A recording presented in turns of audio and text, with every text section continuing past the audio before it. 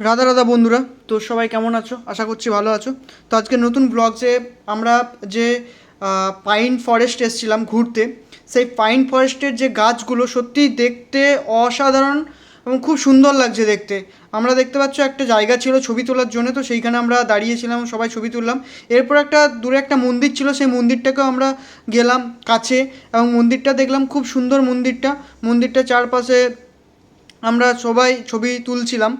আর দেখতে পাচ্ছ আমাদের গাড়িটা, এবং আমরা সব একসাথে এখানে দাঁড়িয়ে ছবি তুলছিলাম। আর বাকি দেখতে পাচ্ছ ওই দিকটা হচ্ছে পুরো খাদ টাইপের। দেখো এই দিকটা পুরো খাদ, মানে পড়ে গেলে আর বাঁচার কোনো ইয়ে নেই। আর আমরা এখন গাড়িতে চাপছি, এটা সংগ্রাম, ঠিক আছে। আমরা সব চেপে এনজয় করে করে যাচ্ছি। তারপরে আমাদের গাড়ি চলতে শুরু করে দিয়েছে, খুব সুন্দর লাগছে, এনার্জেটিক ভিউ। এবং আমরা যে শান্তিটা পেয়েছিলাম সত্যি বলতে অসাধারণ পেয়েছিলাম।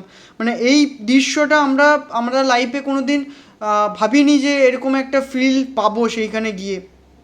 প্রথম প্রথম ভাবছিলাম হ্যাঁ ঘুরতে যাব, এনজয় করব, কিন্তু গিয়ে যে দেখলাম যে ঘুরতে আসা এবং বাড়িতে বসে থাকা অনেকটা তফাৎ।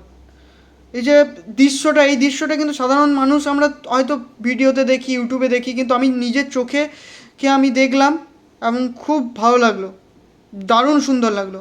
আমি তো চাই যে বন্ধুদের সঙ্গে বছরে একটা করে ট্রিপ দেবই, সে যেমন করে হোক। আর নতুন ব্লগ তোমাদের জন্য তৈরি করছি আরও ভালো ভালো। আর যদি ভালো লেগে থাকে লাইক কমেন্ট শেয়ার, আবার নতুন কোনো ভিডিওতে দেখা হচ্ছে। ভালো থাকবেন। রাধে রাধে।